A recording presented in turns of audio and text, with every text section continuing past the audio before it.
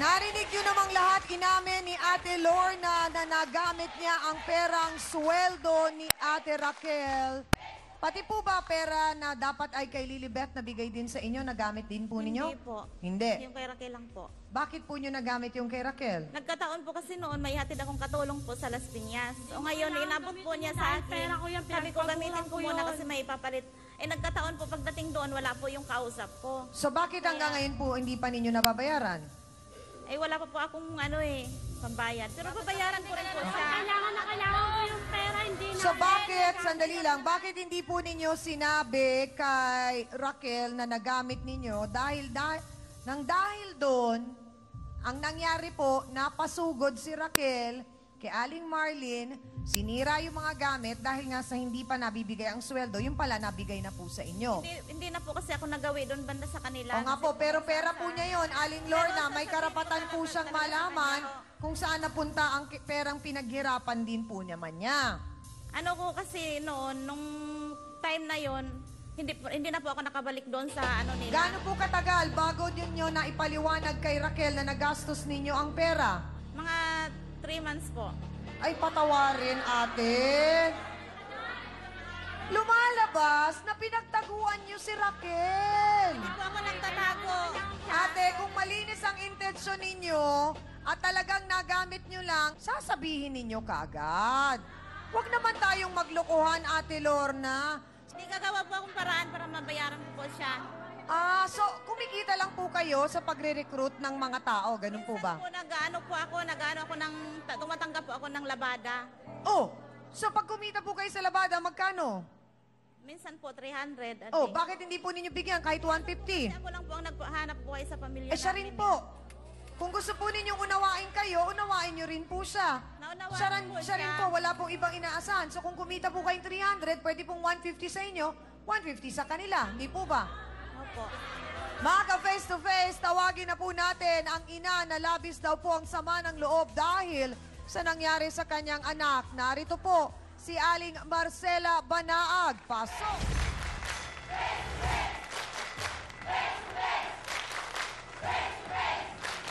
Sandali lang po!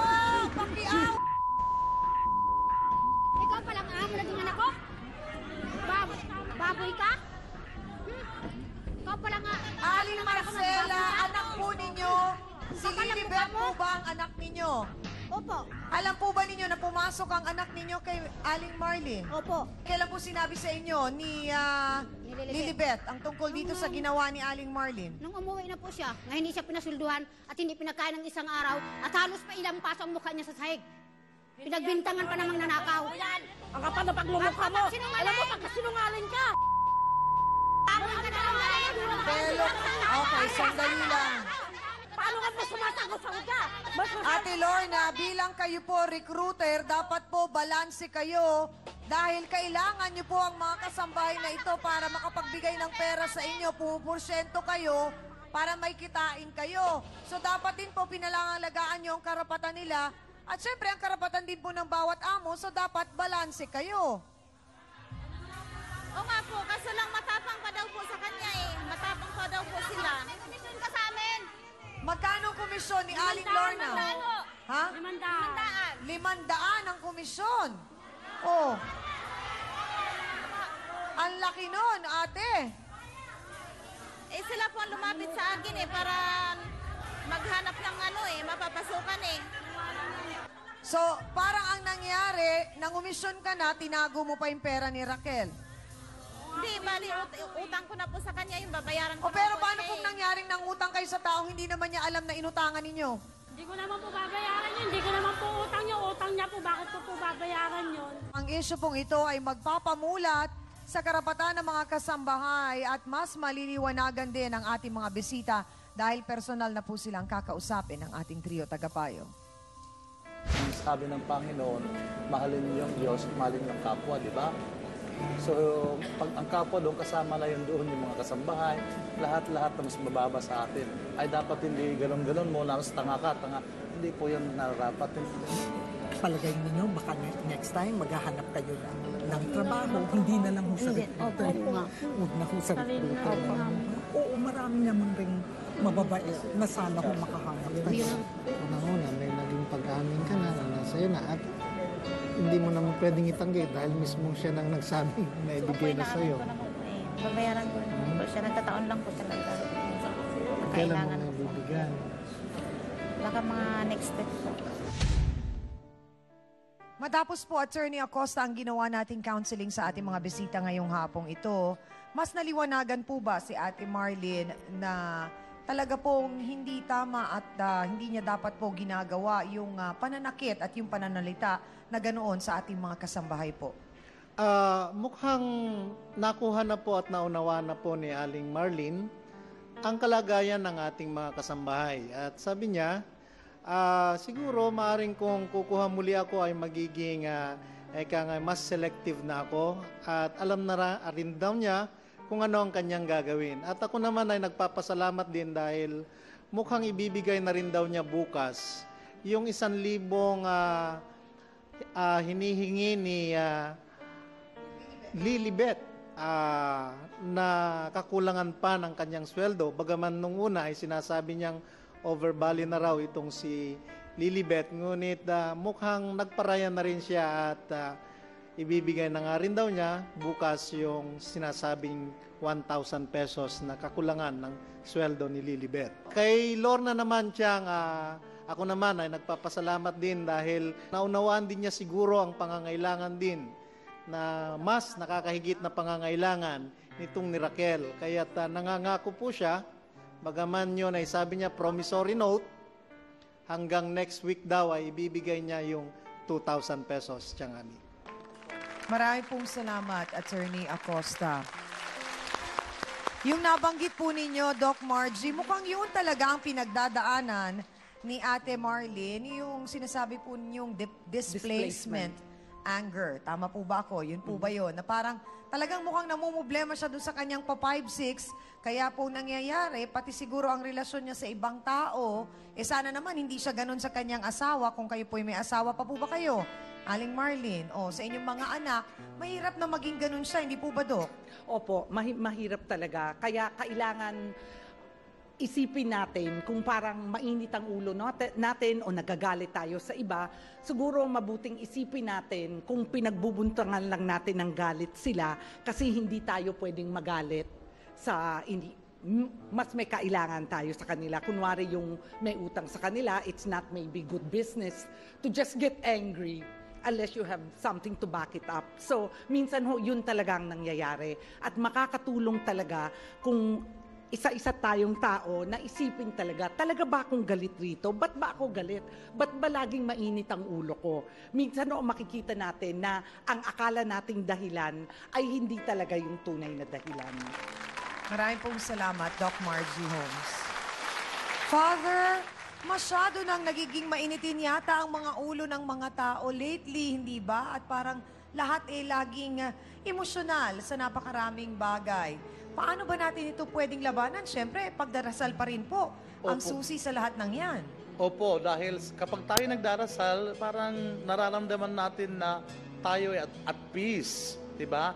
Nararamdaman natin ang kapayapaan, na malinaw na kung tayo nakipag-usap sa Diyos, para bagang wala tayo nararamdamang problema.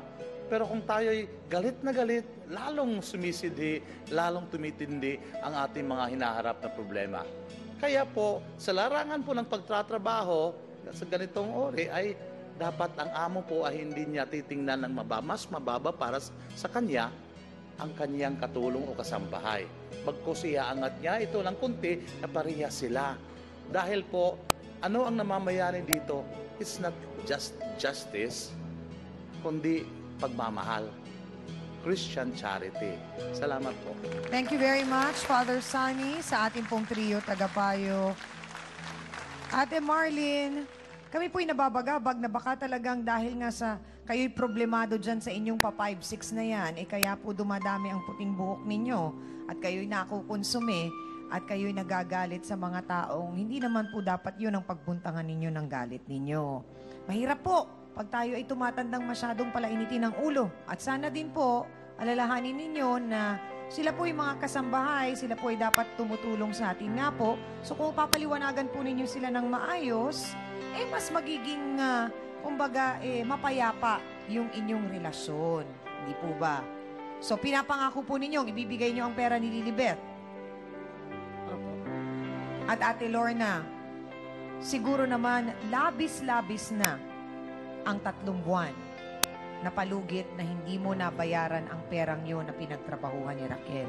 Yun ay pera niya. Kung may mga pangangailangan ka, ganun din siya. So sana, mabayaran mo ito. Kailan mo siya mababayaran? Susunod linggo. Sa susunod na linggo pa? Baka naman taguan niyo po siya ulit. Ha? Hindi po. Hindi po. Talagang babayaran. Babayaran. Promise, ha? Paano pag hindi nabayaran? Sabi naman niya po, babalik daw po siya dito pag hindi po. Oo. So, babalik at magsusumbong ulit sa amin si Raquel pag hindi mo ibinalik yung 2,000, ha? So, Lilibet, bukas, ibibigay daw sa'yo ni Ate Marlene ang 1,000. Meron pa ba kayong naisabihin kay Ate Marlene? Sana po, kahit may ibigay niya sa akin yung 1,000, pag may pumasok ng kasambahay sa kanya, sana ho, hindi na ho maranasan yung mga naranasan namin sa kanya. Sana nga po, Aling Marlene, maging leksyon na po sa inyo ito. Hindi po ba? Maraming salamat sa ating pong mga bisita. Amina na po tayo, mga kapatid, mga ka-face-to-face. Maraming aral na naman po ang nais iwan sa ating lahat ng isyong ito ngayong hapon. Lahat po tayo ay pantay-pantay sa mata ng Diyos. Wala po tayong karapatan na manakit at mangutya ng ating kapwa.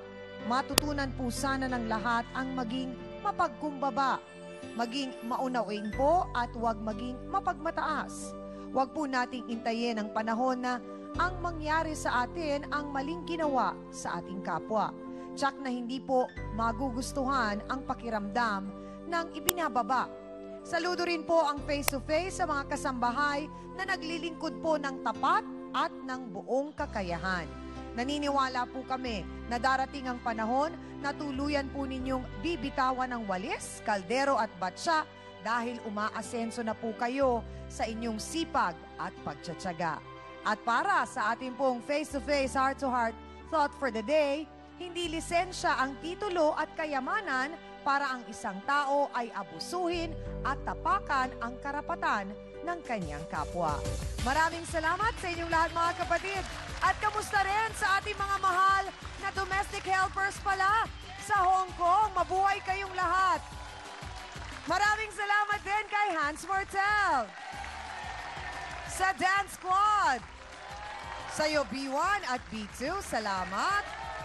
Sa ating trio tagapayo, ang ating sausawero at sausawera at syempre sa ating mga bisitang nagbahagi po ng kanilang kwento kung saan lahat naman po tayo ay natuto ngayong hapong ito. Ako po muli, ang inyong pambansang kapitana, ang inyong Siyang Ami, na laging nagpapaalala, ang problema pwede mong tawanan, pero hindi mo yan dapat talikuran. Kaya kung may problema ka, harapin mo, pag-usapan natin yan. Para po sa inyo to, mga kapatid. Ngayong Huwebes, mga Becky, sinulot ang jowa ng kanilang kumare. Naging suki card ko na siya. So, matik sa lalaki, once na nakainom, talaga. May kapalit din. Umingis sa akin ng 300. Sabi ko, 200 lang pera ko. Dahil si boyfriend turn off sa pagiging sugalera ni girlfriend. Sugalera ko yan eh. Sabi mo, wala kayong pera, pero nasa sugalang ka. Kung nagsusugal man ako, hindi man sa akin pera yun, no? Ang pinag-aagawan, matutulungan pa ba ni Chang? Gusto ka naming tulungan. Siyempre, bilang lalaki, may pangangailangan din ako. Bilang lalaki, may responsibilidad ka rin. At yun ay buhayin mo ang mag-ina mo.